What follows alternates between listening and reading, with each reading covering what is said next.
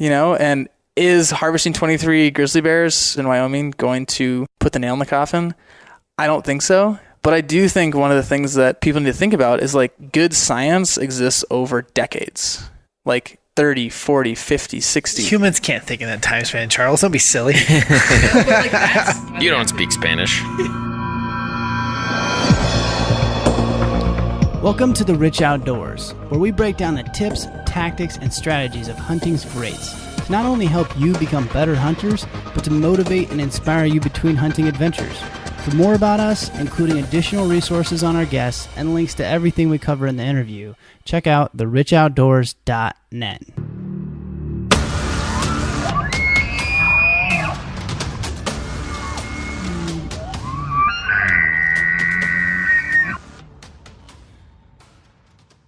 Welcome to episode number 279 of the podcast. Today, I am joined by my good friend and actually my neighbor, Mr. Charles Post, as well as his colleague and the creative director for Modern Huntsman. Modern Huntsman is a new take on a hunting magazine, if you can even call it that. It's more like a biannual book. On the homepage of the site, it reads, Modern Huntsman exists to be a place where both hunters and non-hunters can come together on the topics that unite us, rather than bickering over the differences that have polarized us. This is big, and I think it's so important for the big picture of hunting. In this episode, we discuss a lot of topics that are political hotbeds, so to speak. And even though the three of us have very different backgrounds and have actually come to hunting in very different ways, we can all respect that and have an open conversation. That is pretty much Modern Huntsman in a nutshell, an open dialogue that is restoring the perception of hunting. We had a great conversation on a wide range of topics from grizzly bears to yard deer and a lot of laughs in between. I always love chatting with Charles and had a great time getting to know Tyler as well. Hope you guys enjoyed this great conversation with Tyler and Charles of Modern Huntsman. Also, do me a favor, go check out the Modern Huntsman. Sign up to get your copy of the upcoming issue that's coming out this October. Tyler's also giving you guys a little bit of a discount. You can get $5 off a single issue or off your subscription.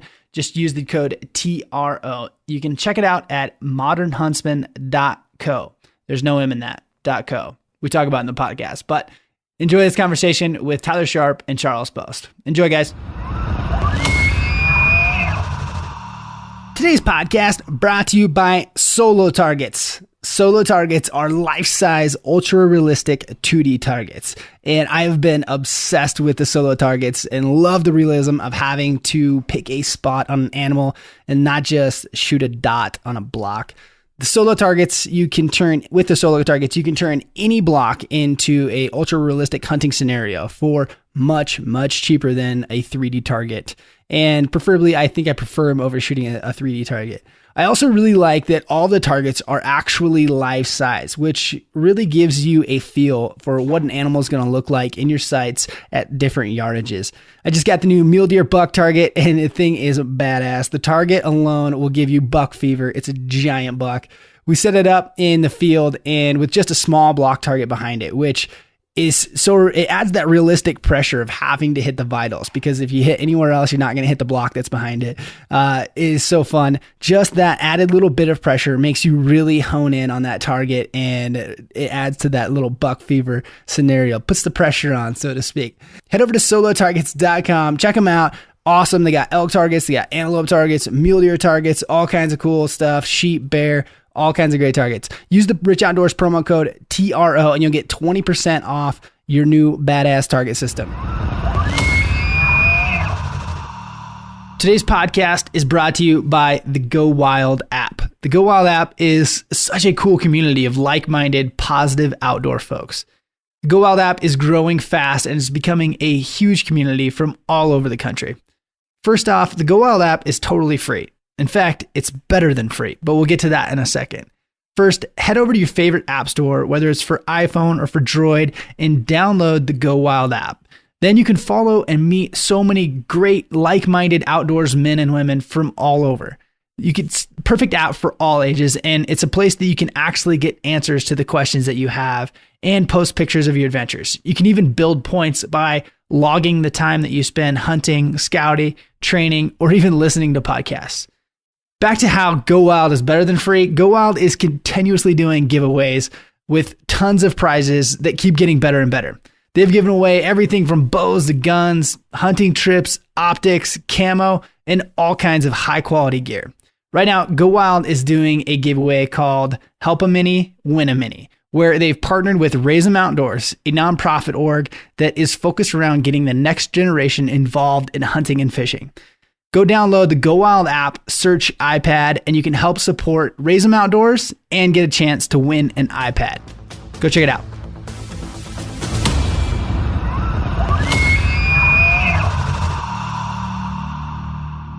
All right, guys, welcome to the podcast. Who we have here? Introduce yourselves. Tyler Sharp. I'm the editor-in-chief of Modern Huntsman magazine. I'm Charles Post. I'm an ecologist and a new editor at Modern Huntsman. I was going to say, what do you call yourself these days? Yeah, I think an ecologist still. Really? Yeah. Is that the base? That's the base. Everything I do kind of like riffs on that. Power lifter. Powerlifter, ecologist. Yeah. But yeah, ecologist, editor now. Excited to have just signed up with Sitka to be a consultant and help develop their conservation program.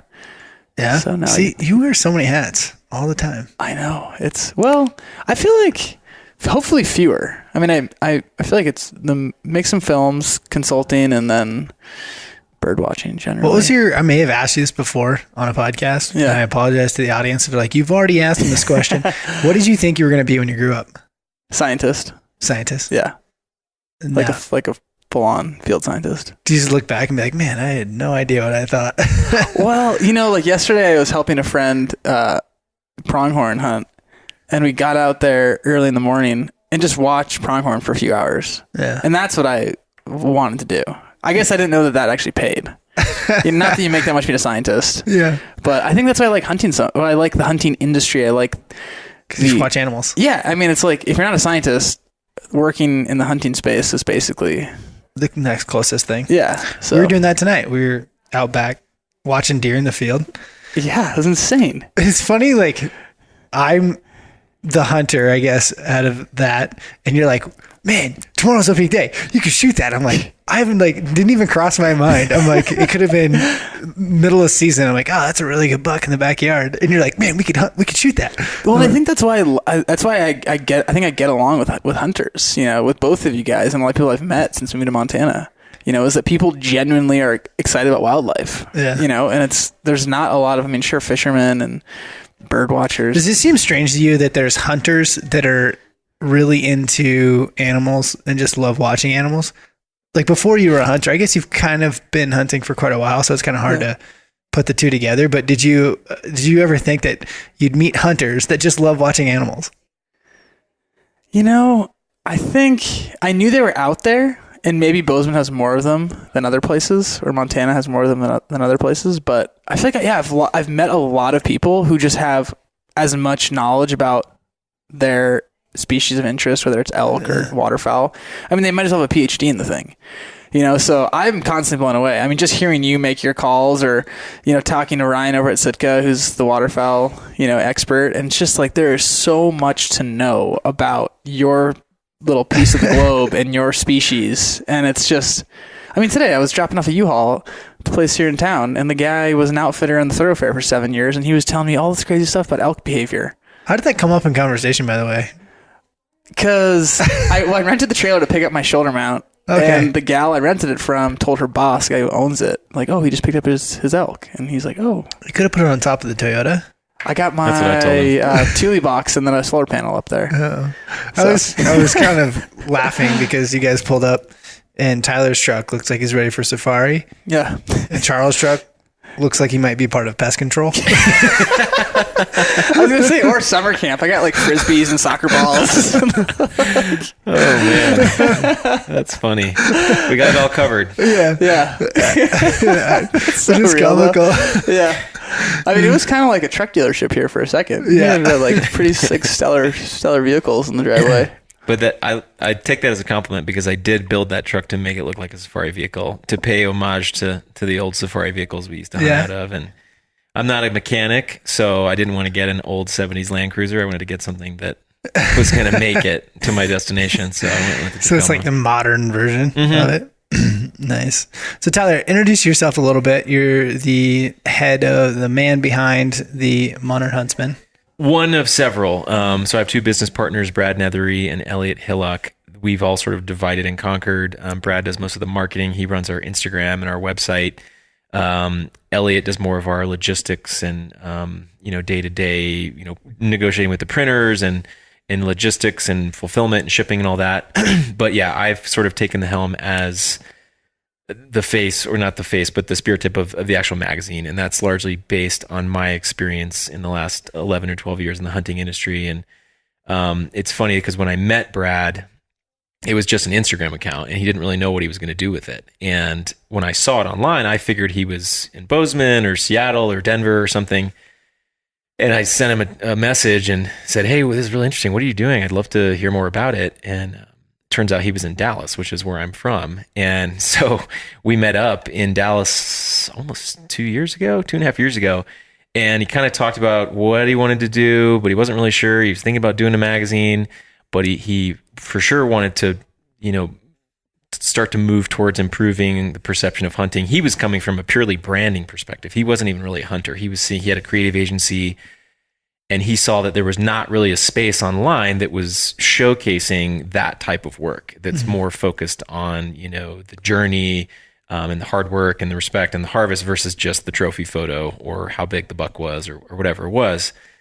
So when he told me that, I said, hey, look, I know this is going to sound weird, but what you just described is probably going to be my life's work, and you need to hire me as your creative director right now.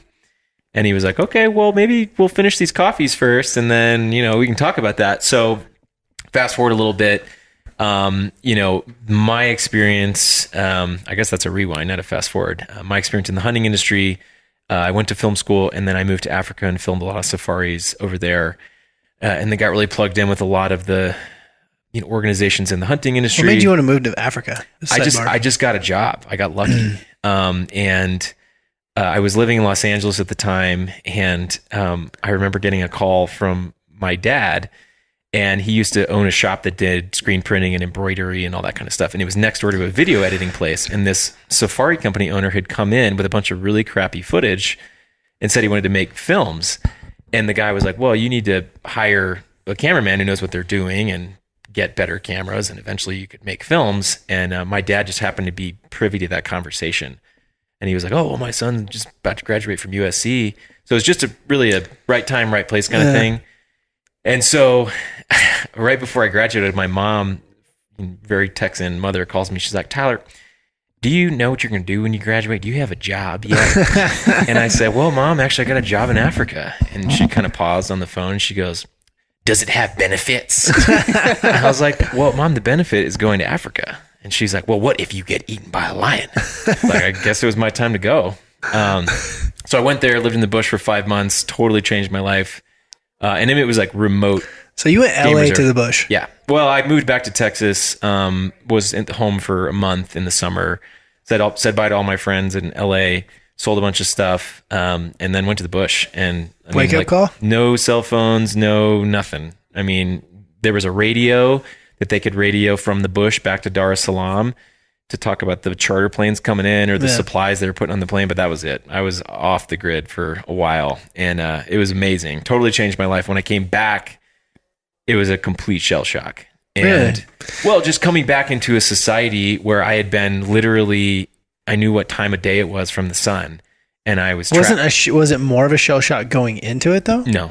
Really? No. I mean, I think it took some adjustment with the tsetse flies and the hyenas and the lions at night, knowing that, where to go and where not to go. And it took me probably 4 weeks to get accustomed to the environment, but after that, it's second nature. There was never a point where you're like, what am I doing? No, this is absolutely ridiculous. Not. Really? No, it was, I don't know. I think it's just one of those things where people either, you don't go to Africa and be like, oh yeah, that was okay. You either love it or you just really don't have a good time. And I love it. And I think about it every day. And so it totally changed my life. And when I came back to Texas, and Texas is a pretty hunting friendly state. But even then, when I came back, the reactions I would get from people about the fact that I was over in Africa hunting was really alarming. People get really sort of aggressive or violent in some cases. And I didn't really know how to defend myself or what to say, like how to justify that, right? Because I was trying to pay attention, but I certainly didn't have any inside information from, wildlife officials or statistics or surveys or the poaching numbers and how many dollars they had put into it and all that kind of stuff. So it was a combination of that and also the way that I felt hunters in the industry were communicating about hunting to a non-hunting audience. It seemed like a room full of members of the same club, all agreeing with each other. And then when it turned outside of that room, it became a conflict. And those two things sort of underlied my 10 years of me trying to figure out, okay, what do I want to do about this? What do I want to say? How I know there's a disconnect here. What do we do about it? So when I met Brad and Modern Huntsman sort of came in front of me, I was like, okay, well, this is it. And so we're literally trying to do those things, improve the perception of hunting through the industry itself, the way that we talk about it, the language we use, the tone, and not just within the community, but outside the community. Because I think we can all agree that hunting numbers are not increasing and political pressures are not slackening. And we're not gaining more friends than we're losing. And the other side of that is for the non-hunter to try to bring them into the fold, not recruit them or brainwash them in any way, but educate them about, okay, look, we're not asking you to drink the Kool-Aid. I mean, the Kool-Aid tastes really good and you can have some if you want it, but it's more about educating them about hunting's role in conservation, showcasing an alternative side of the lifestyle that isn't what you see in a lot of big brands content or Facebook posts or sensationalized news headlines. It's more of a lot of people who live quiet lives, right? Particularly out here in Montana, who aren't going to post photos of the amount of effort they go into every year to produce, or harvest food and then produce meals for their family. And we started to see these people online, so we kind of started to cherry pick and gather who we felt like were really good representatives of that. And I met Charles. We had been friends online for a while, and when I was in Montana last summer, not in a weird way though. No, yeah, there's like a birding club or something, wasn't it? It was during the day hours. It was a daylight friendship. Sandhill Cranes Anonymous. Yeah, Charles was rehabbing from bird watching. It's crazy. And so we met in a coffee shop in Bozeman, and this was literally, I had just written the script for the Kickstarter for Modern Huntsman, and we hadn't launched it yet. And I really wanted him to be involved because, he's kind of at the forefront of a lot of what we're trying to do before we had even talked about it. And I remember him being like, yeah, this is really cool. He goes, what if I was just your guest editor? And I was like, yeah, okay, well, what does that mean? Sure. And so that's kind of how it started. So immediately Charles became part of the fold for volume 1, and he's been an invaluable asset to what we're trying to do, bringing an ecology perspective, a science-based perspective, which is a really good thing to have because it holds us as hunters accountable, because a lot of times we can't use the same excuses anymore, or hunting is conservation. Well, that's a really general term that isn't always the truth. And so I would challenge people to be like, well, why don't we ask Charles about that? And his response to a lot of those things is something that I'm consulting on almost everything now. And so moving into volume 2, which is themed around public lands, Charles is on as an actual co-editor with me. So he's been a part of the process the entire time as we've sort of decided, okay, what are the important topics we want to discuss as it relates to public versus private? What do we want people to learn? What do we want people to walk away with this? And then who do we feel like are individuals that are discussing that in a positive, constructive way? Because that's the main theme here. We don't want to fight. Who cares if you're wearing camo or solid colors, or using a traditional bow or a compound bow? It doesn't matter. Okay, that's not the point, and that's not helping anyone. So we're trying to push the conversation forward in a constructive way by presenting perspectives that we feel like have a diverse gamut there. So yeah. Now, man, so many questions. So many questions. Going back, like, how do you think you came into this hunting world, whatever, via Africa, which is a beast in itself. And you've kind of been exposed to a lot of it outside of that. Charles just kind of came into the hunting industry from the ecology side and it's an awesome opportunity because you have so many different perspectives. And I think anytime you want to try to manage anything, having people with different perspectives and from different backgrounds is very important. And if I was going to build a company, I'd be like, oh, this person has a ton of experience, but it's not the same as mine. They'll see things differently than I do. How do you think your experience coming from the African hunting side, so to speak, changes and or helps your opinion? That's a good question. So to me, it seems like every other topic of conversation is easy. Mm-hmm. It's less volatile. There's less death threats. There's less international organizations trying to shut things down. I feel like I've seen the worst of it.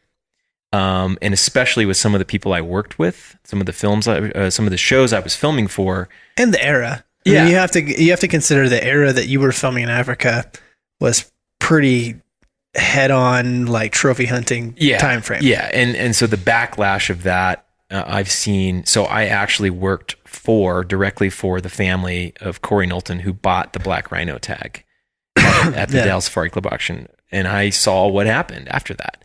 So quick overview of that story. Every year, the Namibian government releases tags to shoot black rhinos, which are past breeding age. They've become aggressive bulls that are killing other males. And so rather than just doing it anonymously or having a park ranger do it, they thought, okay, well, maybe we'll auction this off at a United States convention in an effort to raise money. So 100% of those dollars were going to go to rhino conservation.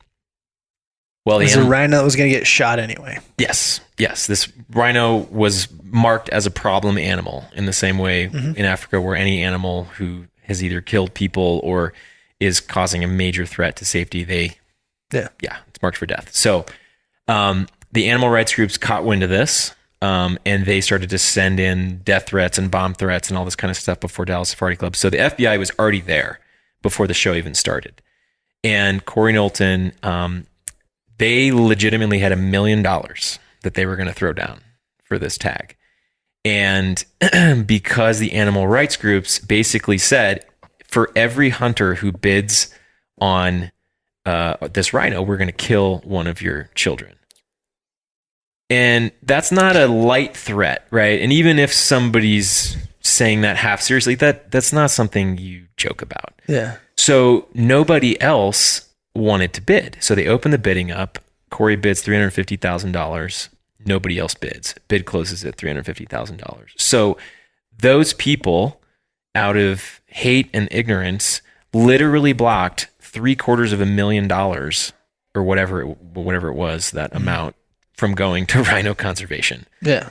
And that whole thing, you're loving something to death. And so while that's an extremely volatile issue that in most cases probably wouldn't be constructive to bring up in the magazine right now, because people just are so emotional about it, we're trying to play a long-term chess game where that we can start to point out the facts and realities of things like that.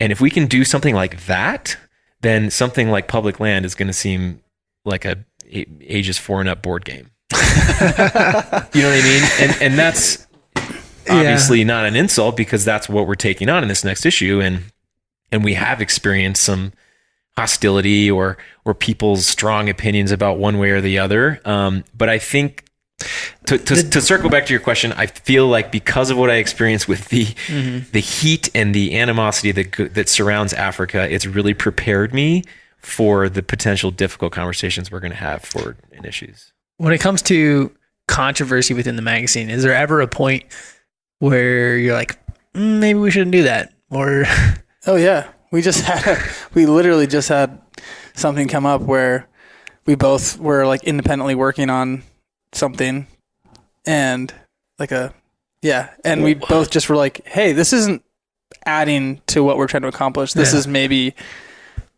a perspective or an opinion that's just throws gas in the fire, and that's not what we're trying to do. So we fortunately have the opportunity to say, hey, we're in the business of creating space for conversations and middle ground and trying to create a bridge. And if something compromises that, it's not going to get published. Yeah, and that was something somebody else had written, and Charles and I felt like it was not accomplishing our mission. It was not a constructive perspective. It was overly critical and kind of unbased. And it was one of those things that we knew if we published that, it would upset people, but not upset them because it's a difficult topic, upset them because it's kind of just throwing rocks, and that we're not about that. So, not trying to compete with TMZ. Not yet. It's tempting. So like, does get a lot of viewers, a lot of eyeballs. I mean, without releasing too much information ahead of time, but I mean, this issue is about public lands. Our next issue is going to be about wildlife management, and we're absolutely going to talk about the conflict of elephants in villages in Africa. We're going to talk. Charles is much more qualified to talk about the grizzly bear situation, right? That's something we want to discuss, and yeah, it's a heated topic, and it's not going to be something that we're like, hey, you know what? That was really fun.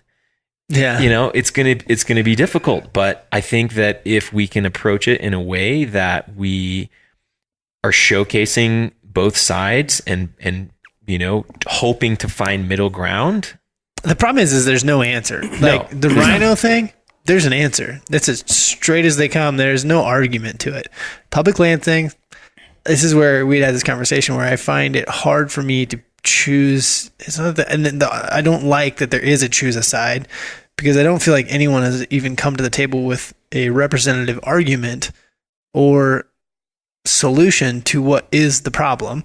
And so it's hard for me to say like I am this or I am that. At the same time, that poses this implication that we are choosing sides and you're on this team or that team. And so in any of these big debates, public lands, grizzly bears, it's not black and white, right? It's like there's two sides of that coin, and both could be right on certain aspects. And at least two sides. And I mean, it's more like a Dungeons and Dragon cube with 20 sides. And I think one of the things that I really love about Modern Huntsman and enjoy about the conversations we have and working with Sitka on the conservation program and just kind of like broaching some of these complicated topics is that it's straight up complicated, and there's not an answer in a lot of cases. And what's happening in Namibia is different than Mozambique, and what's happening in Utah is different than Montana. Yeah. And what's happening in Bozeman and the Gallatin Valley is different than what's happening in some of these more rural counties. Yeah. And it's like, if we want to talk about wolves in Montana, there's over 200 packs. They all have a different suite of pressures and constituents and threats, and there's a whole political ecosystem around that pack, depending on the landscape and the social construct. And to say like wolves are good or bad, bears are good or bad, Africa's good or bad. I mean, it's just like, you got to really, it's a case by case basis. And we're totally cool with saying the bear situation, here's some good examples, here's some bad examples, and straight up complicated, because that's the truth. And you don't have to pick a side. And I think it sucks that society or whatever, the industry, everything, whether it's politics, like everybody's like, are you vegan or meat eater? Are you Republican or Democrat? Are you, Are you a Patriots fan or a Green Bay Packer fan? Yeah. Is your favorite bird the Dipper or the Eagle? Well, That was my next one. You stole it right out from under me, Charles. Well, and the other thing too is that part of what we're trying to do is to bring stories, perspectives, and facts to light that aren't widely showcased in mainstream media or even in the hunting industry. And so the fact that Charles could, we could send him out on assignment for a couple of weeks to dig into this grizzly bear story. He's going to go to the scientists and the researchers and the wildlife experts and get that data, right? And then bring that data back and be like, okay, look, well, this is what this is based on. And so I think for the most part, we're not trying to, operate on instinct. We're trying to operate on science-based, factual-based things. What does the actual data suggest that we should do? And from that, you kind of filter it into the socioeconomic, environment and atmosphere around those places. And sure, people are going to think what they want based on what they read on Facebook. But if we can get to a point where Modern Huntsman Media or any of our contributors' stories are being, shared enough that these are reaching the top of some of these feeds, and it's opening people's minds, or at least getting them to question. But But it's a catch-22 because in order to get your story to the top of anything, it's got to have some clickbait bullshit title in order to get it. Because, and this is my theory behind that, theory only, in order to get enough of attention, people's attention spans are so low that they only read the titles anyway. And I think Facebook has trained us to be very much a title reader and not a content reader. Even 90% of the blogs and or articles you read are so paper thin. Like, I read a lot of books. And so when you go and read a blog post, you're like, what? Was that like a summary or a hypothesis? I'm not even sure. Like, did they get through their entire thought?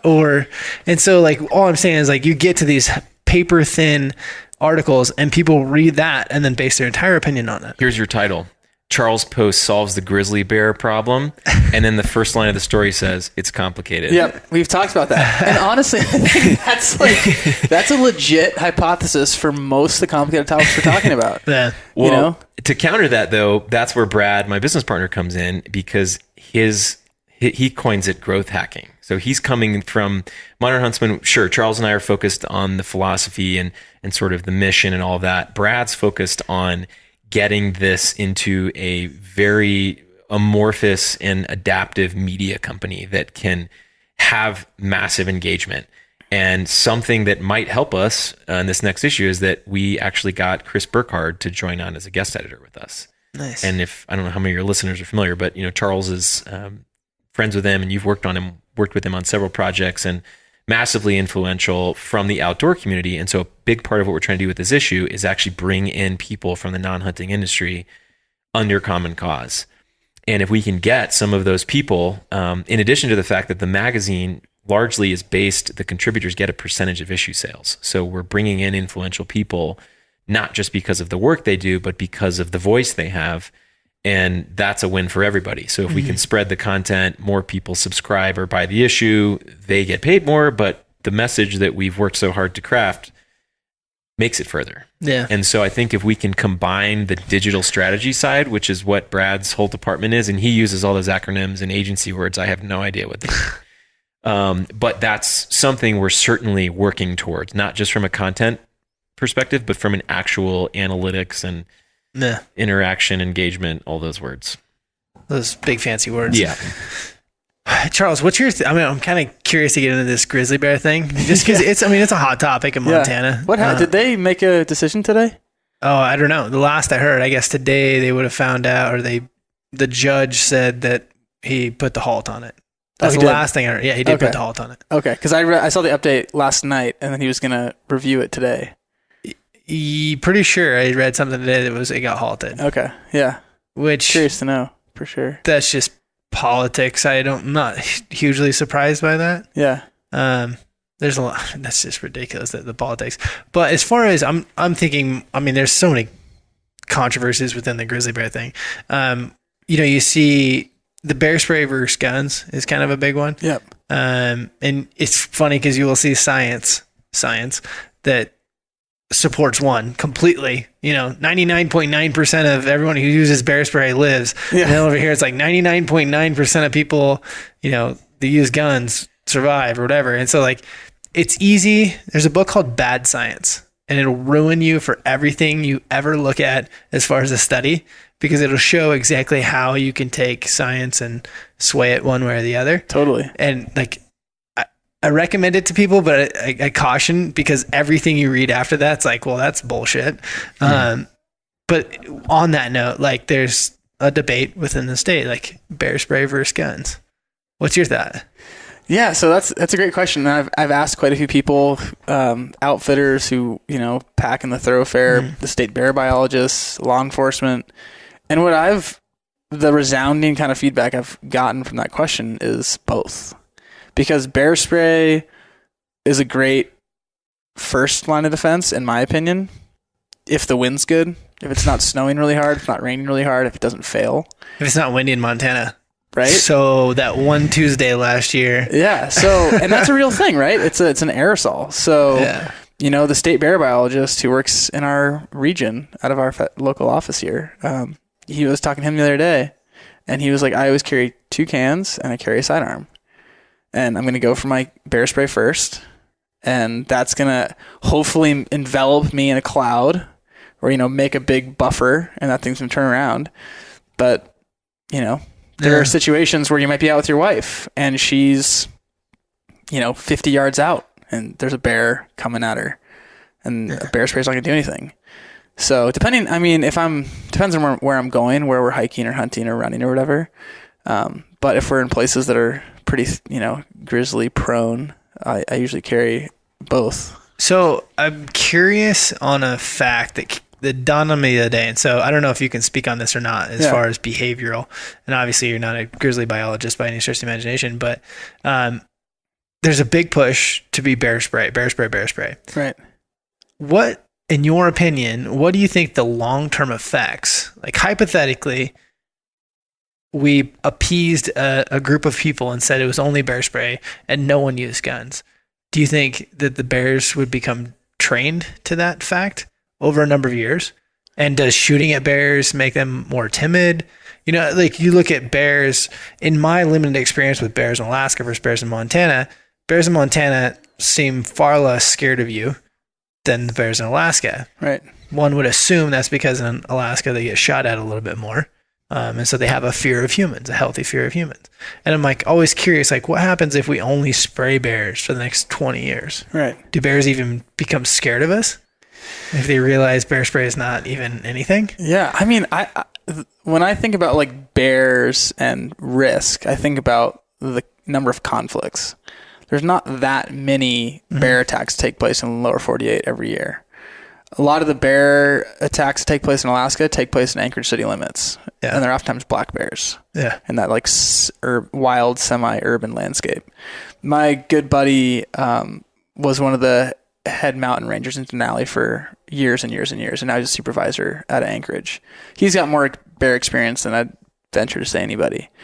And he talks about bears in two ways. He's like, most bears want nothing to do with you.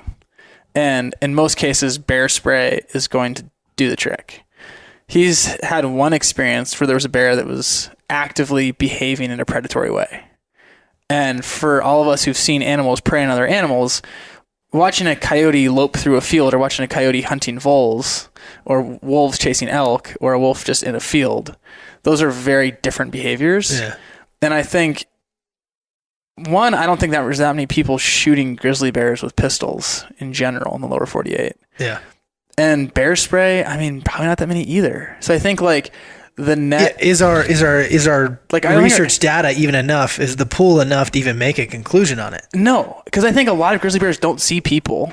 Yeah. And the bears that do see people are maybe in Yellowstone or in, outside of Grand Teton or in a few of these hotspots. And those bears are just, bears. A lot of wildlife, especially curious, charismatic wildlife, like bears and wolves, are individuals. Mm-hmm. They have personalities, and they might have a traumatic event that happened when they were younger that made them really skittish, or they might be sick or kind of weird. That bear's got daddy issues. But that's a real thing. And bears totally have personalities, and depending on the food availability, I just read a study 2 nights ago that as white bark pines are in the decline in the greater Yellowstone, which is one of their main food sources, the pine nuts, they're eating more meat in their diet. So that's changing the way bears are engaging with food in the landscape. Huh. So 100 years ago, they were eating a lot more nuts and a lot of their protein was coming from and calories were coming from that source. But now they're having to be more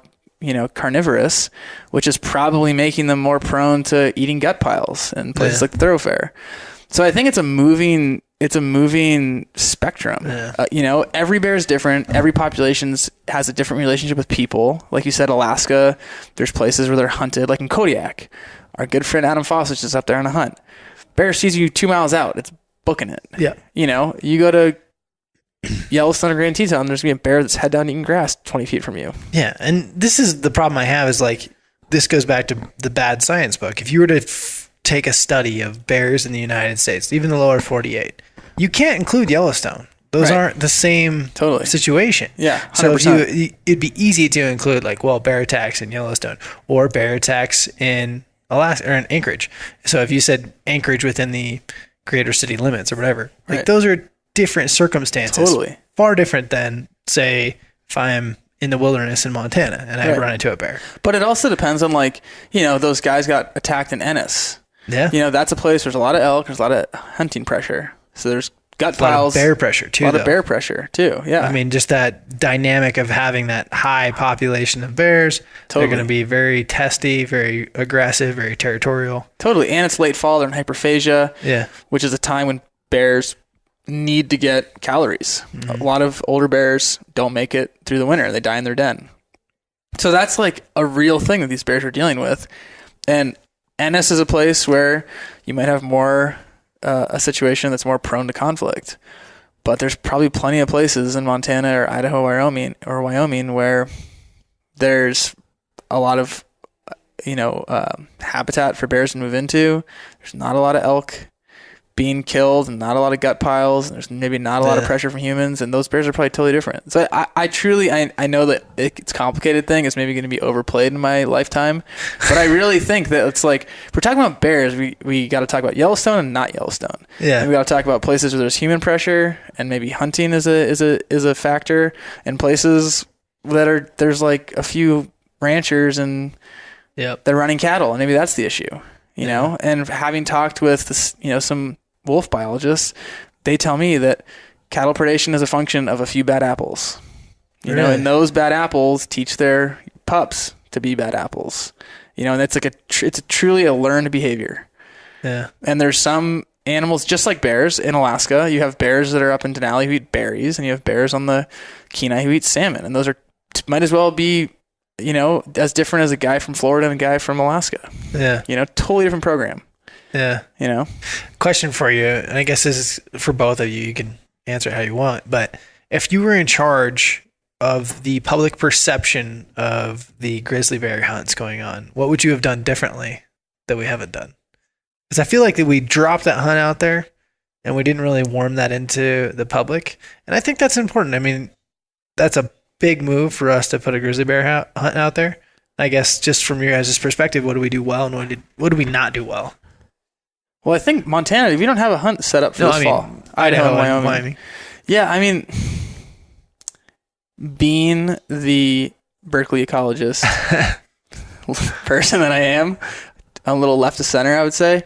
I think what caught me off guard is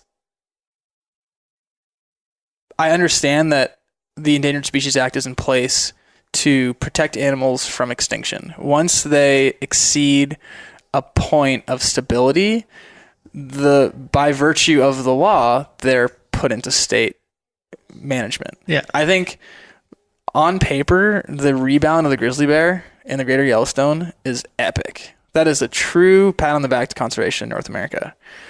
I think that should be celebrated more. I think people should understand how far conservation went to bring those bears back. Same with wolves, in a lot of places. So I think that's something that could have been promoted more things are taken off the endangered species list. That is amazing. Yeah. There are 100 to 1,000 times more species going extinct today than there would be without humans on Earth. Like, species are going extinct like this, literally. Every snap of the finger, there's something disappearing. Really? So the fact that we're saving something, that's amazing. Go look at all the things going extinct. So number one, I think that's something that was a missed opportunity, just to celebrate all the amazing work that was done in Idaho, Wyoming, and Montana, and by the federal agencies. The take limits in Wyoming, I want to say, are north of 20. I think it was 11 and 12, 23, I think it was. Okay. In Wyoming, it was, in Wyoming, it was, I think, north of 20. In Idaho, I believe it's just 1. Yep. So there's a few things there that I think some people don't understand. Like the rhino situation, a lot of those hunts, especially the one in Idaho, is a hunt on a particular animal. And there's a particular zone that these hunters are going to be allowed to hunt in. The state biologists, I'm sure, are very familiar with the individuals in that zone.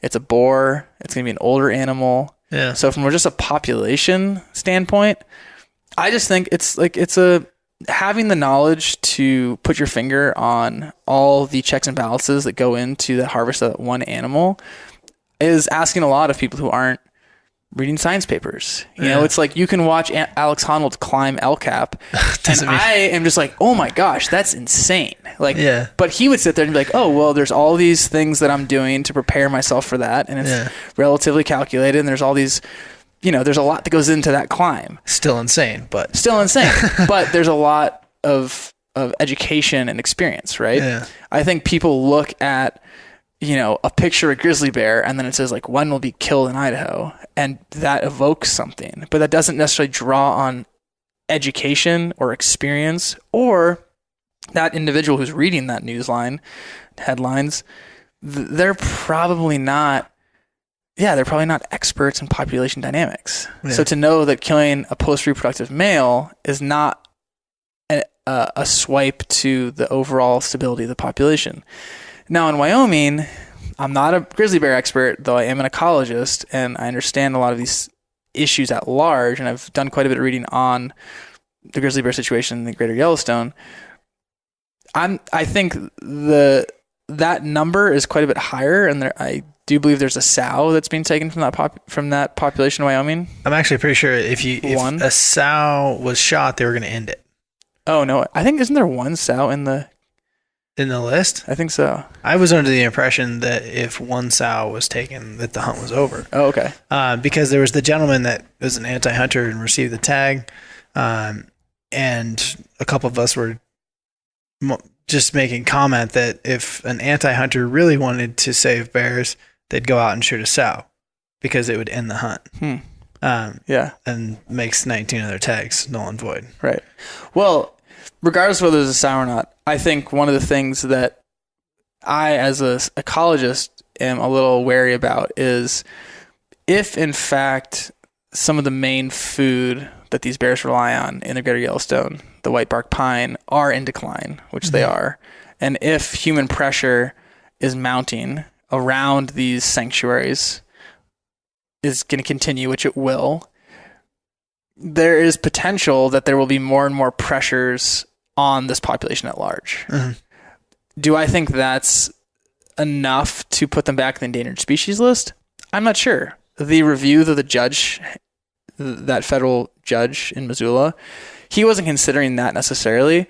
One of the main things he was looking at was, can you take a population off the endangered species list? And a federal court in the past said you cannot. And that was with wolves that were being delisted. And this judge said that if you're going to delist an animal, you need to delist you can't delist based on population. Why not? It's just it's a legal precedent. So what he found is that then it gets a little tricky, because it's like, okay, well, if you have, say, the grizzly bears in the Bob Marshall and the grizzly bears in Glacier, and you have to imagine that those populations are as resilient as, one, their population, but two, as their gene pool. You want a diverse gene pool coming in. So you're going to need individuals coming from other places to bring good genetics into that population. So if you have one population that's delisted and one that's listed, the delisted one could compromise the genetic future of that more sensitive population. Maybe there's only like 10 individuals in a certain place. Yeah. So it really gets into like long term, and it's hard to say long term, right? Like, who knows what Yellowstone's going to be like in 70 years? Is Wyoming and Idaho and Montana, are they going to continue to be places where grizzly bears can move into new home ranges, move into new populations, the populations continue to increase? I don't know, but it's something to consider, because the world ecosystems are changing rapidly. Populations are increasing rapidly.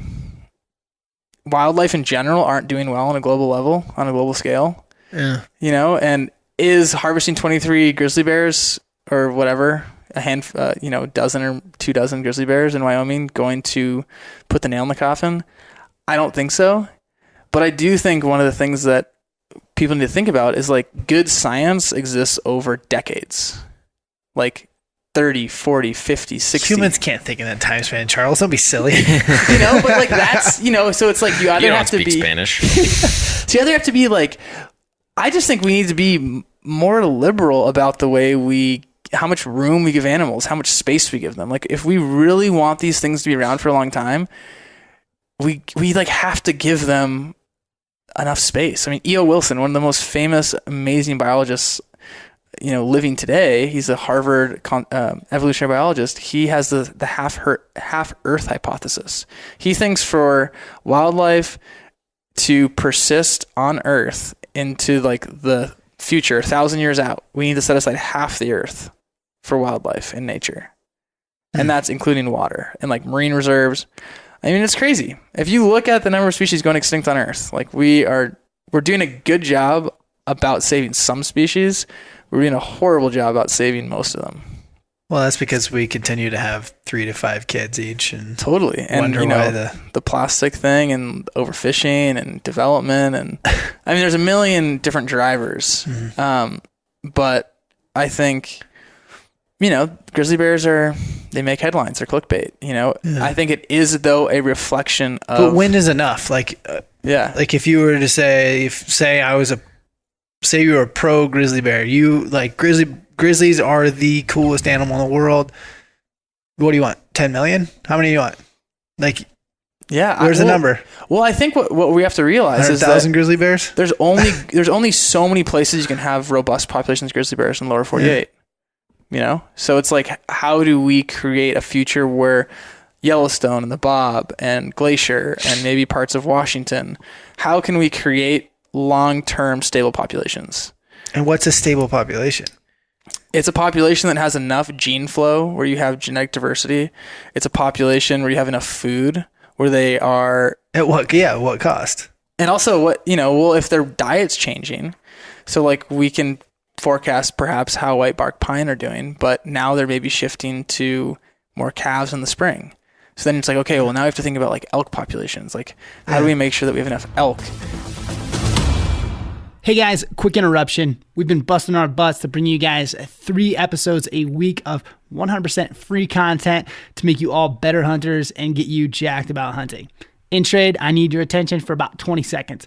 This year, I launched Backcountry Fuel Box, a monthly subscription box for backcountry meals, bars, snacks, goos, and all kinds of great new products that you've probably never even heard of.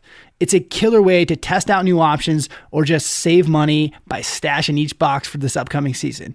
Check it out at backcountryfuelbox.com. Save 10% off when you use code TRO. Go get signed up. Thanks, guys.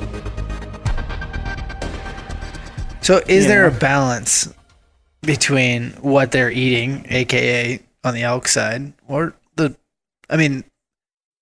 pine nuts aren't the biggest issue because they're not killing the pine nut trees. Other things are killing the pine nut trees. Right.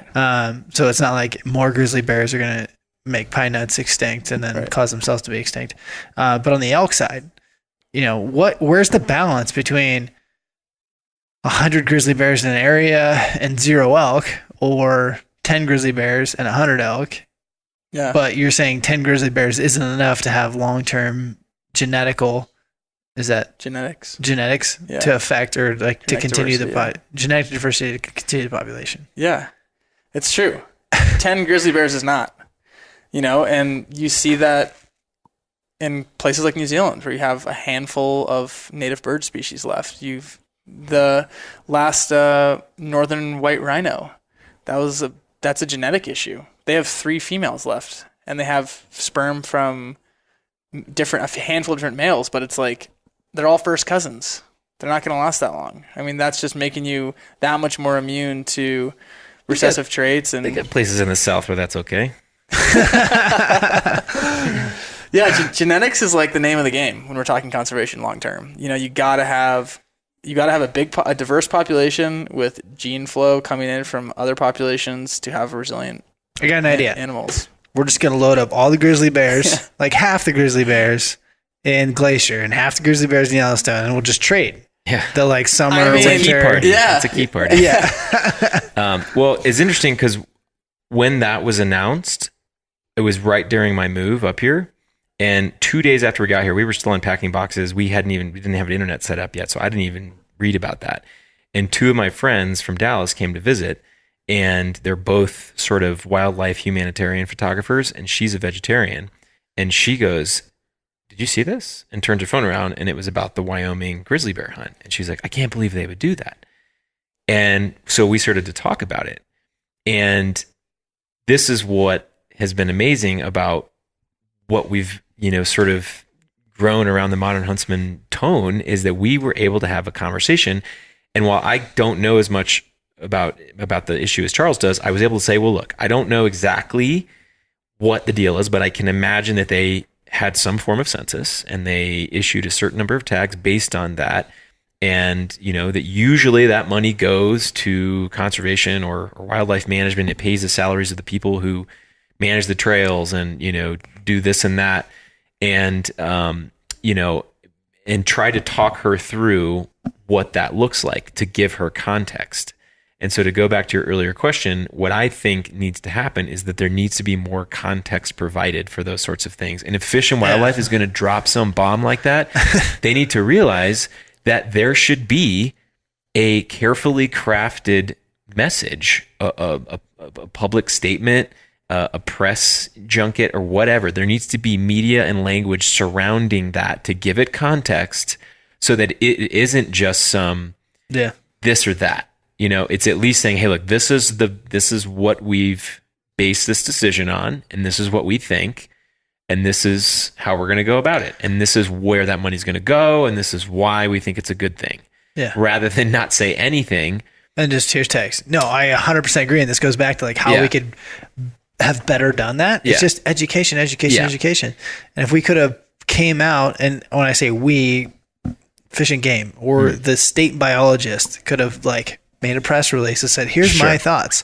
Here's why I'm qualified to make this decision. And here's my decision. Well, I think a lot of those people, I've talked to those biologists, and a lot of them don't want to say things because it's such a hot topic. Yeah. And it's not fun getting hate mail. We've all had it, I'm sure. Yeah. Well, maybe that's where we come in. Gosh. To help tell the story. Yeah. And also, the thing that there's bad science, there's great science. The pillar of science, though, stands on the 95% confidence interval. Everything we do when we make a statement like, trees are declining in this forest at 10%, that's assuming that that 95% confidence interval assumes a 5% possibility that we're totally wrong. So that's another thing that people in science don't understand, is that science, the whole function of science is to stand on the shoulders of your predecessor. We're always improving. We're finding ways to ask the question differently, or to explore it differently, or to quantify it differently, or we have new tools to analyze the data or new ways to collect the data. So science is by virtue an imperfect thing. Yeah. And I think people who aren't necessarily tapped into the science world are like, oh, well, that if they said it, it must be 100% true all the time, always. But what we're saying is, this is the best of our knowledge, what we think is going to happen, but we're talking about an ecosystem. We're talking about a wild animal. There is no way to be 100% sure how that's going to play out. So I think when we're talking about conservation and on the big scale in the long term, I would argue we should be playing a little safe. We should give them a little bit more buffer, whatever that might be. Do I think North American model is the best one out there? Heck yeah. Things are not... The animals we are hunting, whether it's grizzly bears or elk, are not going extinct.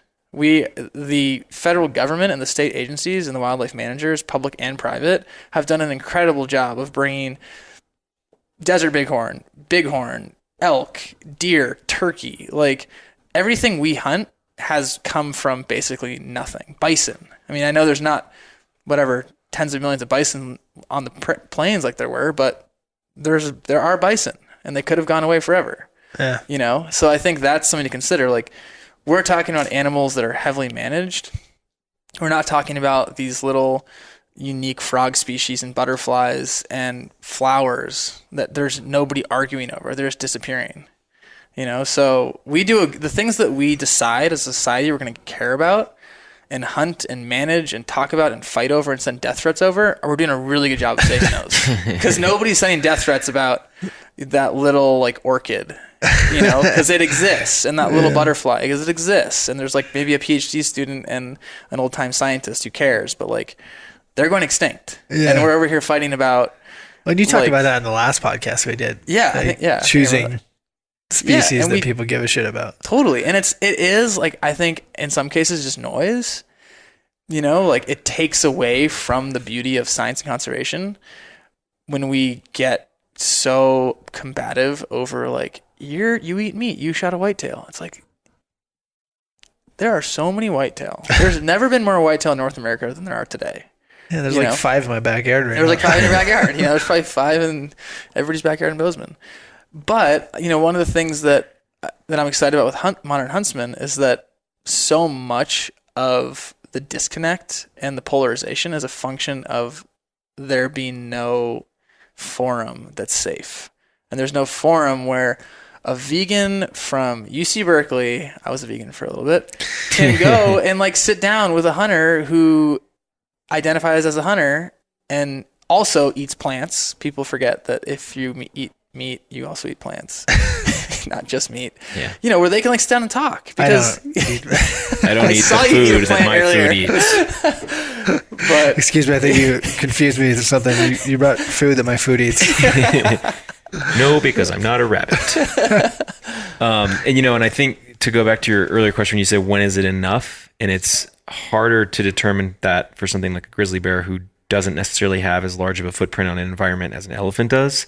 But I will never forget, I spent 8 weeks in Botswana in 2010 or 2011. So this data is not going to be up to date, but they, back then, when I was there with some of the park rangers and wildlife biologists, and we were there on a managed elephant hunt. And it was because it was a rogue bull that had stormed into a village and killed some people.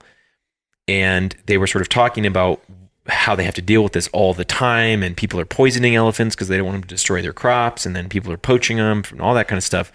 They said that Chobe area of Botswana, which is an extremely popular destination, could sustain about 70,000 elephants. There was 170,000 elephants there. And as a result, they had knocked all the trees down. Yeah. The Kalahari Desert is expanding. The Chobe bushbuck went extinct because their habitat was destroyed, because there's so many elephants, and they're very destructive creatures. They had literally altered the landscape. And so with a point like that, people love elephants, and nobody wants to see an elephant get shot. And I've seen it, and nobody forgets that. It's not pleasant, I mean, and it was even for a good cause, right? We were there with the family that lost their dad. It's crazy. And it still wasn't pleasant to watch. But at a certain point, like Charles said, do we just, everyone loves the elephant, so every other species gets the short end of the stick?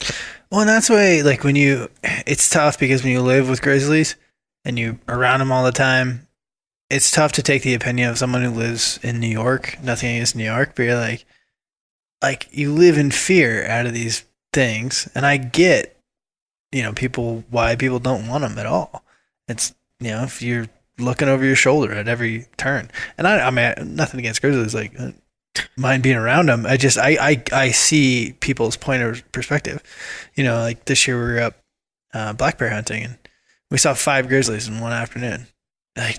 And one of which was a sow with 3 cubs.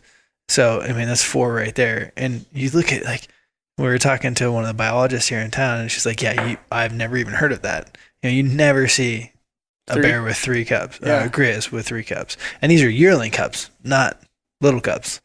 So it's like, man, like this population is out of control.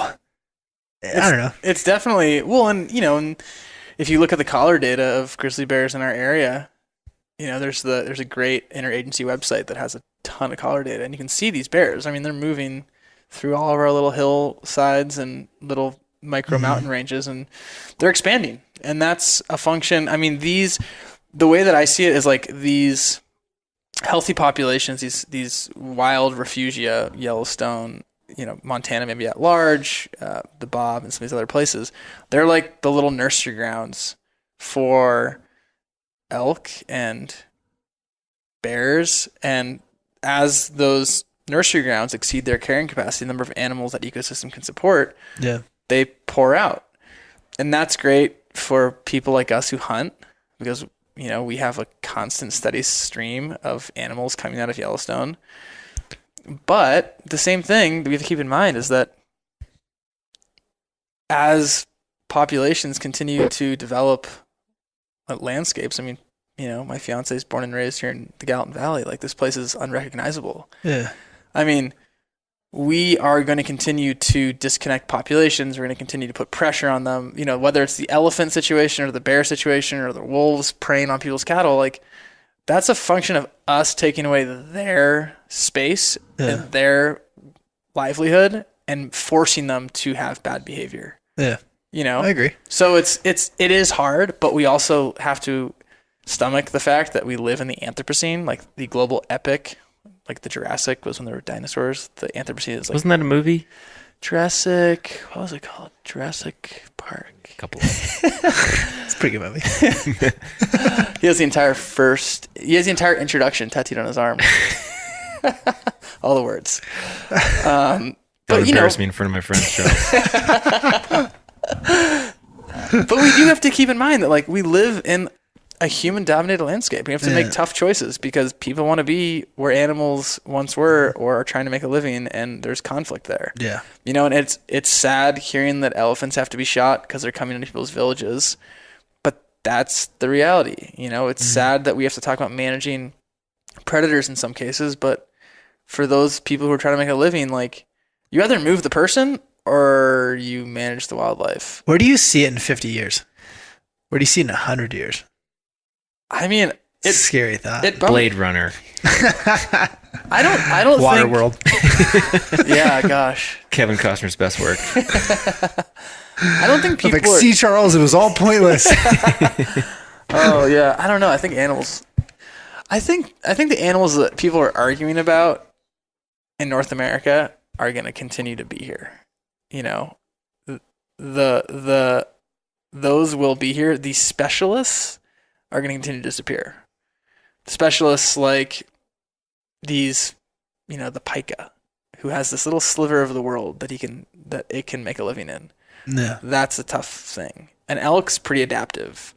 Grizzly bears with enough space, pretty adaptive. Black bears, super adaptive. They just eat their way into new space.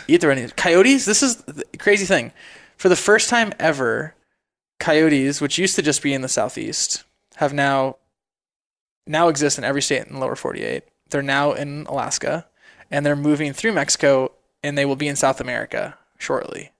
That is the first time in some crazy amount, like hundreds of thousands of years, that a carnivore mammal has gone from North America to South America. There's a fox from South America that will be in North America in the next decades. If they make babies, what's it going to be? Epic. But how come foxes and coyotes don't breed?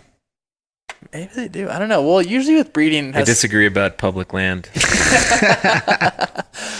Oh, man. Yeah, hybridization, that's a whole nother topic. But I don't know. I think, like, these animals, if we give them enough space, they're going to do fine. And I think we're arguing about a lot of things that are just doing fine. And I think the bear thing is just, like, it's the poster child of the conflict of the people who hunt and are fearful of losing those opportunities, and people who don't hunt and probably don't understand necessarily what they're talking about. And I think those people are probably going to, like, dig their heels in. And Tyler and I and Modern Huntsman and you, because I know you, are interested in people who have an opinion and are willing to change their minds. And they're willing to have a conversation. They're willing to sit down and be like, I'm not an expert in this. I'd love to learn more. Mm-hmm. And I think that's what's exciting. And I think having that conversation doesn't necessarily make the grizzly bear situation easier or answer that question. No. But it does give us more bandwidth to talk about living sustainably and having less of an impact and thinking out where your food comes from and keeping in mind that the cotton t-shirt that I wore yesterday is part of agriculture. Agriculture is one of the leading causes of extinction on Earth. So even though you're a vegan and you have a cotton t-shirt on, Nick, you are killing a lot of animals. And we all have an impact. And I think it's just all about, like, hey, let's just talk about it and try to do better. Yeah. No, that's what I love about the Modern Huntsman is you guys are open to the conversation. It's about learning. It's about carrying the conversation farther and exploring more avenues, right? That's what we're trying to do. Yeah. Well, and turn some rocks over and, yeah, talk about difficult ruffle some things. feathers. Yeah, well, that's inevitable. People's feathers get ruffled anywhere, including your story about the grocery the whistling in the grocery store.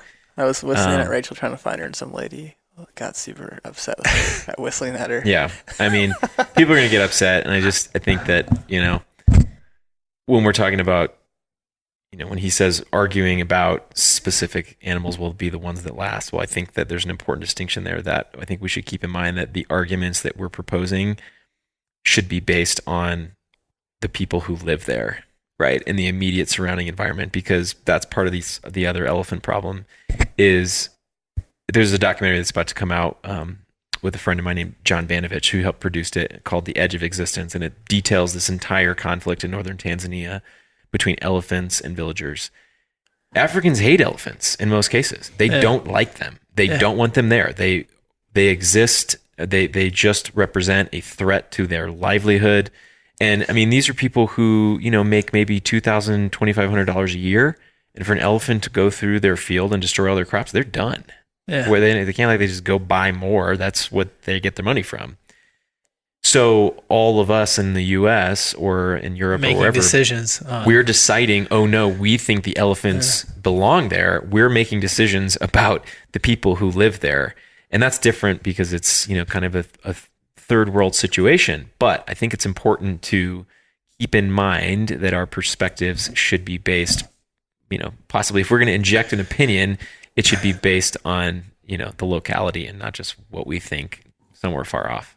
But we also, one of the beautiful aspects of being an American is that we have a say about things that take place in other states. We can vote for people who believe the way we do. Not always a good thing. Not always a good thing, but I think a lot of the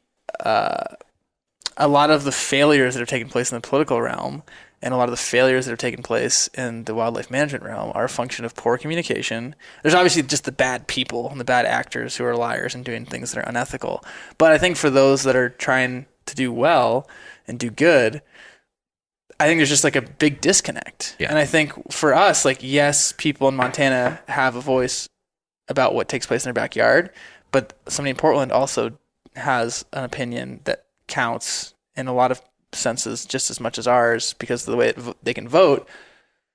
Well, yes, it counts on paper, but I think it goes back to the education thing that if we could provide more context to the issue so that the person who feels strongly about grizzly bears would be basing their decision more on the actual reality 100% information versus just, well, I like bears and I think it's bad for them to die, so I'm going to be against this. And coming from Oregon, you were talking about Portland. This is case in point. You have, Portland and Eugene, that the populations are greater by far than the rest of the state. So those votes control what happens in a piece of the state that those populations have they don't understand what's going on. Take agriculture and the wolves and things like that.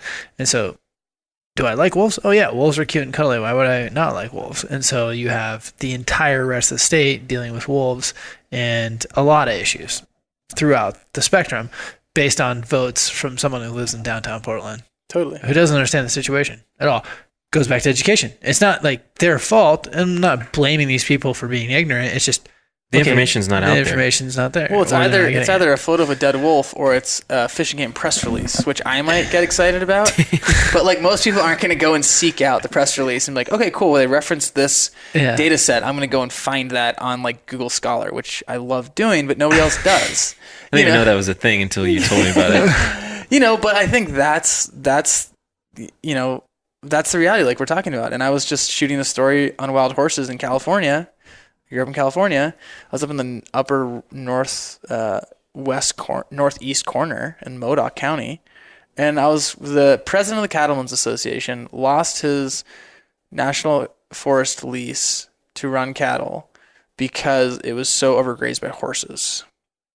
That's his livelihood, and he has the same voting power as somebody in San Francisco. Mm-hmm. And all people see about horses generally is the polarization, the let's kill them all, and yet let's save them all. Yeah. And then as they're buying their burger, they villainize the head of the Cattlemen's Association. Yeah. And he's just up there, nicest guy in the world, nicest dude. And he's just sucks. I couldn't run cattle where that's how I'm making my living. And that's because there's hundreds and hundreds and hundreds of horses that are just destroying this ecosystem. Yeah. That's part of a wildlife refuge.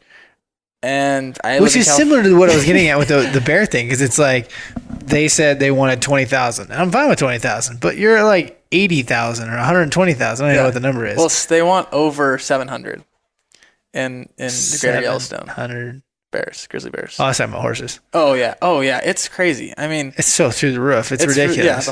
Horses thing it's insane. But that gets to my point. It's like, okay, like if you had your way, if I'm talking to someone who's completely on that side and they're, we want horses. Like horses, no horse can die. How many do you want? 2 billion? Yeah. At what point is it too many? Well, I really don't think any of those people are going out to, I mean, I wish I had this photo of this fence line that's grazed by that rancher. He's been grazed by his family for generations. And the fence goes right through a wetland. And the side that's managed, there's like frogs and reeds and vegetation and flowers. It looks pretty darn good. And the side that's no cattle, just horses, is literally a muddy puddle, and there's not a blade of grass. Yeah. But nobody's going up there. It's way the heck out there. Like you couldn't even find it if you tried. I'm just curious, like what the thought is. Like, how many horses you want? Let's give it just for entertainment purposes. Let me just let you grant your wish. How many horses you want? I think they would say put them all back out there. 1 million? 10 million?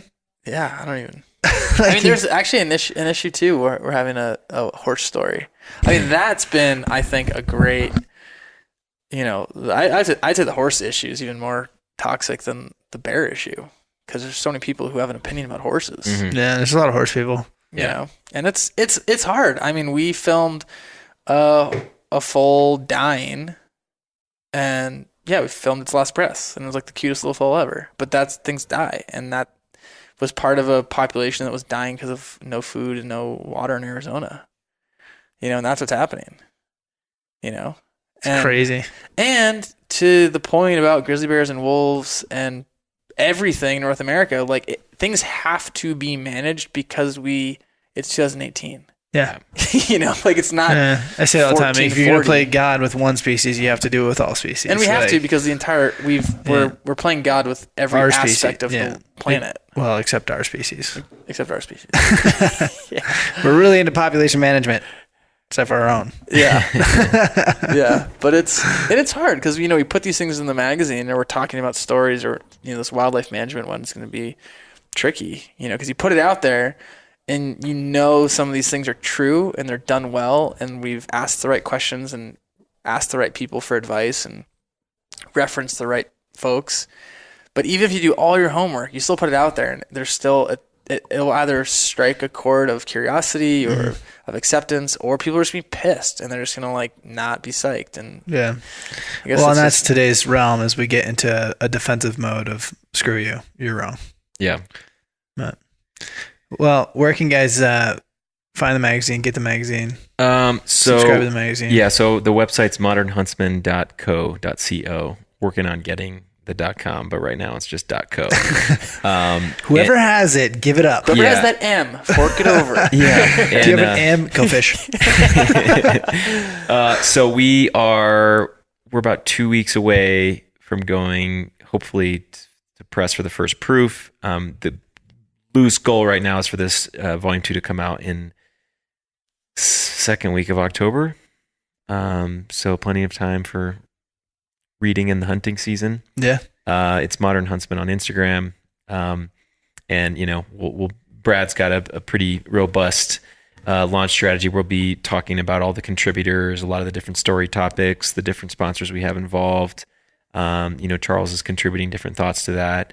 And so we're going to be having a lot of that stuff roll out in the next few weeks leading up to the launch of the issue. So nice. And it's biannual. It's not a monthly magazine. Right. So this is a fancy magazine, guys. It's more of a book. It is a book. The first issue 1 was 204 pages. Jeez. I think volume 2 is probably going to be closer to 250. Wow. We're thinking about putting holograms in it. Did you get the pop-up pages where you're like, Yeah. open it, like, ooh, that's cute. We're thinking about classing Scratch it and up sniff for this elk. one.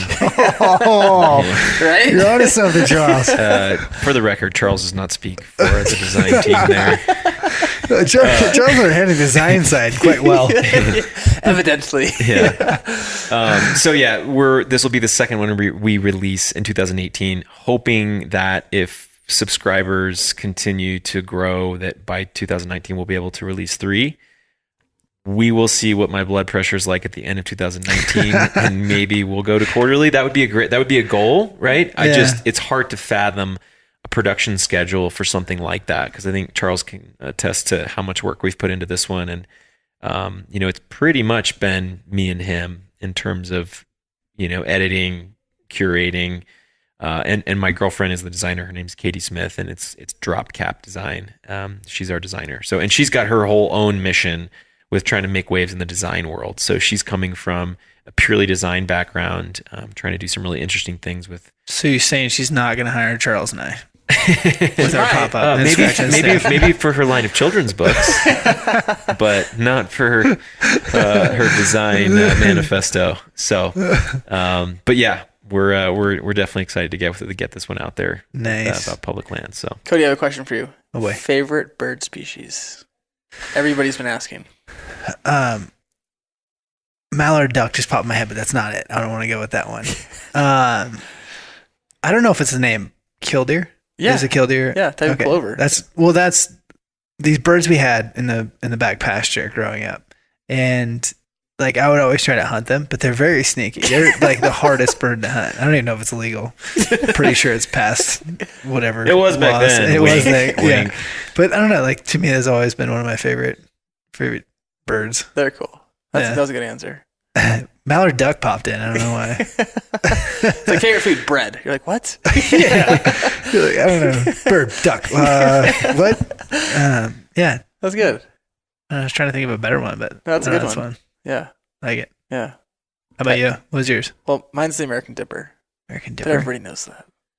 You know what I should have said? What? The damn pterodactyls that are in my backyard. Yeah, that was cool. Sandhill cranes. Sandhill crane. Yeah. I'm going to shoot one. Ribeye in the sky. I'm going to photograph one. No, but for everybody who's curious about Cody's... Photograph a dead one? For everybody's curious about Cody's setup, it's insane. What did we see today? We saw like 3 Sandhill cranes. 4. Quite a few geese. An eagle. Some geese. An eagle.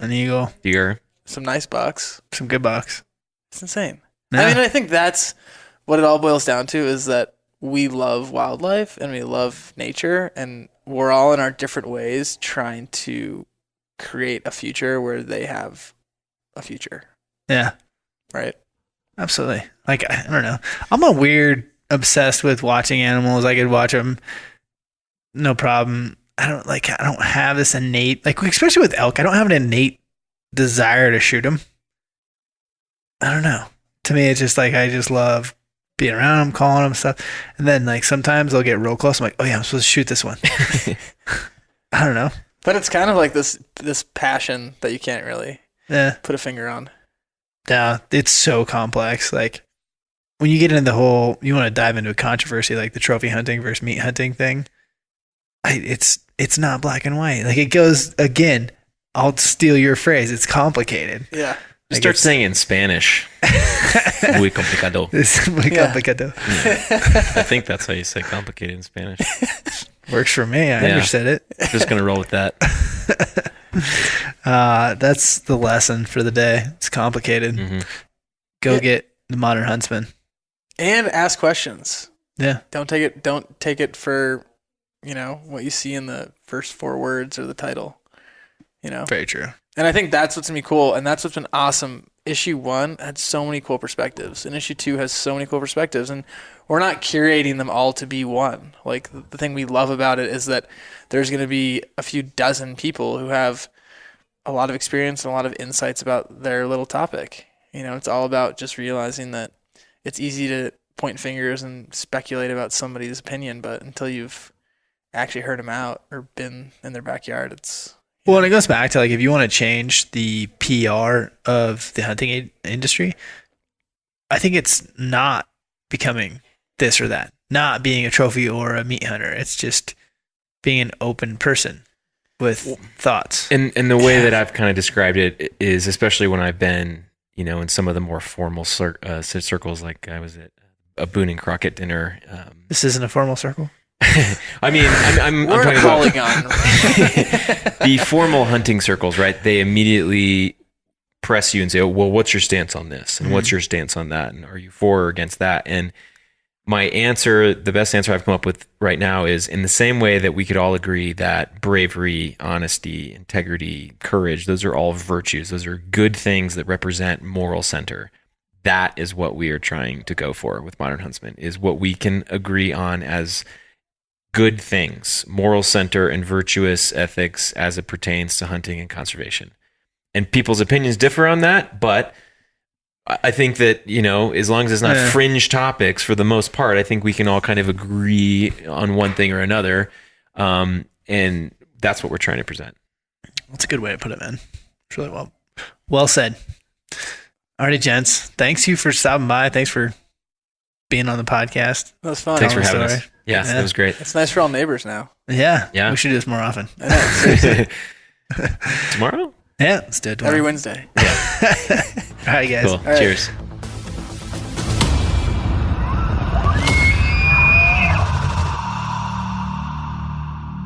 Today's podcast is brought to you by the Go Wild app. The Go Wild app is such a cool community of like-minded, positive outdoor folks. The Go Wild app is growing fast and is becoming a huge community from all over the country. First off, the Go Wild app is totally free. In fact, it's better than free, but we'll get to that in a second. First, head over to your favorite app store, whether it's for iPhone or for Droid, and download the Go Wild app. Then you can follow and meet so many great like-minded outdoors men and women from all over. It's perfect app for all ages, and it's a place that you can actually get answers to the questions that you have and post pictures of your adventures. You can even build points by logging the time that you spend hunting, scouting, training, or even listening to podcasts. Back to how Go Wild is better than free. Go Wild is continuously doing giveaways with tons of prizes that keep getting better and better. They've given away everything from bows to guns, hunting trips, optics, camo, and all kinds of high quality gear. Right now, Go Wild is doing a giveaway called Help a Mini, Win a Mini, where they've partnered with Raise 'em Outdoors, a nonprofit org that is focused around getting the next generation involved in hunting and fishing. Go download the Go Wild app, search iPad, and you can help support Raise 'em Outdoors and get a chance to win an iPad. Go check it out. Today's podcast brought to you by Solo Targets. Solo Targets are life-size, ultra-realistic 2D targets. And I've been obsessed with the Solo Targets and love the realism of having to pick a spot on an animal and not just shoot a dot on a block. The Solo Targets, you can turn any block into a ultra-realistic hunting scenario for much, much cheaper than a 3D target. And preferably, I think I prefer them over shooting a 3D target. I also really like that all the targets are actually life size, which really gives you a feel for what an animal is going to look like in your sights at different yardages. I just got the new mule deer buck target, and the thing is badass. The target alone will give you buck fever. It's a giant buck. We set it up in the field and with just a small block target behind it, which is so it adds that realistic pressure of having to hit the vitals, because if you hit anywhere else, you're not going to hit the block that's behind it. It is so fun. Just that added little bit of pressure makes you really hone in on that target, and it adds to that little buck fever scenario, puts the pressure on, so to speak. Head over to solotargets.com. Check them out. Awesome. They got elk targets, they got antelope targets, mule deer targets, all kinds of cool stuff, sheep, bear, all kinds of great targets. Use the Rich Outdoors promo code TRO and you'll get 20% off your new badass target system. Hey guys, thanks for listening, and we hope you enjoyed the show and maybe even picked up a few tips along the way. Join us right here every Thursday morning for more interviews and great hunting tips. And be sure to help us out by leaving a review on iTunes. For more information about this show and the rest of our guests, check out the show notes for links and additional resources on our website, www.therichoutdoors.net.